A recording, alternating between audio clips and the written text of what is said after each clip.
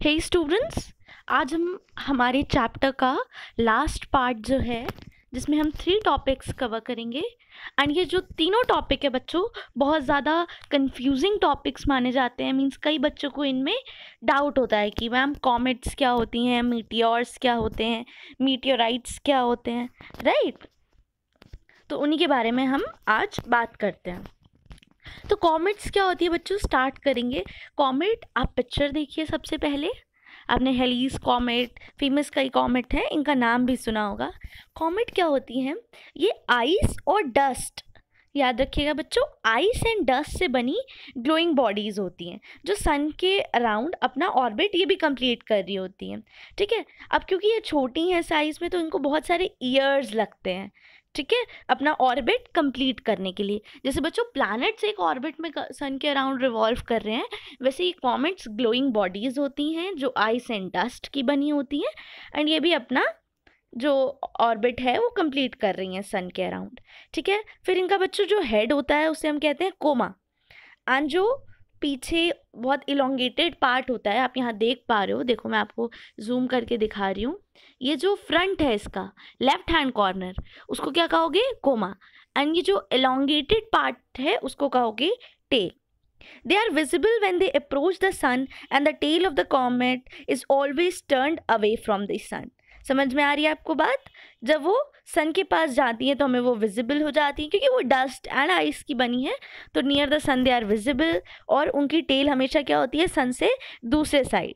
अब जो ये सबसे फेमस कॉमेट है, जो बच्चे डोरेमोन देखते होंगे तो उसमें भी इस कॉमेट से पे बेस्ड एक एपिसोड है, दैट इज हैलीज कॉमेट। इसे हम हैली कॉमेट कहते हैं, which can be seen from earth every 76 years. Her 76 years बाद ये कॉमेट हमें दिखती है। फर्स्ट मतलब अभी से लास्ट अगर देखा जाए तो इसे 1986 में देखा गया था, और ये नेकेड आइज को दिखती है। मीन्स कोई इसके लिए स्पेशल आपको इंस्ट्रूमेंट नहीं चाहिए, आप कैलकुलेट कर सकते हो 1986 से 76 ईयर्स अब हमें ये कब दिखेगी।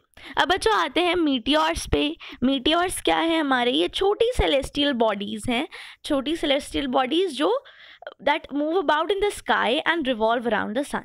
सिमिलरली जैसे मीटियोर्स थे, हम कॉमेट्स थे हमारे आइस एंड डस्ट, ये छोटी छोटी सेलेस्टियल बॉडीज़ हैं जो सन के अराउंड मूव करती हैं। कभी कभी अर्थ के एटमॉस्फेयर पे भी आ जाती हैं।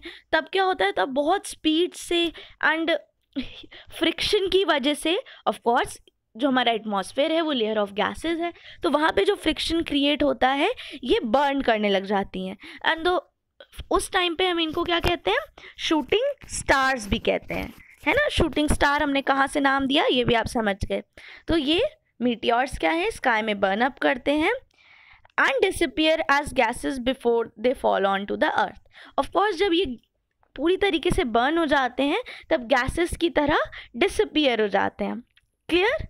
अब जो लास्ट है हमारा टॉपिक दैट इज मीटियोराइट्स। बच्चों मीटियोराइट्स क्या होते हैं, they are very similar to your meteors. ये मीटियोर्स की तरह ही होते हैं, बट इनमें क्या डिफरेंस है, इनका साइज बहुत बड़ा है। ठीक है, मीटियोर्स क्या थे, हमारी छोटी सेलेस्टियल बॉडीज़ थी, हमने शूटिंग स्टार्स कहा।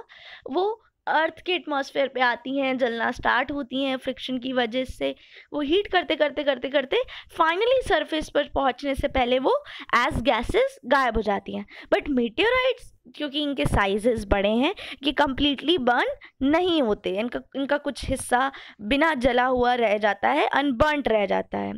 These meteorites are attracted to the earth and when they fall on the earth they cause huge craters। क्या होता है, क्योंकि ये पूरी तरीके से बच्चों जलते नहीं है तो, और इनका साइज बहुत बड़ा होता है, तो ये अर्थ इन्हें अट्रैक्ट करती है। आप पढ़ोगे आगे लॉ ऑफ अट्रैक्शन में, अर्थ इन्हें अट्रैक्ट करती है, और जब ये ज़मीन पे आके गिरते हैं, धरती पे आकर गिरते हैं, तो बहुत सारे बड़े गड्ढे हो जाते हैं जिन्हें हम क्रेटर्स कहते हैं। About 500 meteorites of size of an orange or larger strike the Earth's surface each year। ठीक है, कॉमन फैक्ट है। The meteorite that fell near the Grootfontein town of Namibia, Africa, is the largest known meteorite. It weighs over 66 tons। तो यहाँ पे आपको एक meteorite की बात की गई है। कौन सा है वो meteorite? एक मीटियोराइट था जो ग्रूटफॉन्टेन नाम के शहर नामीबिया अफ्रीका में गिरा था।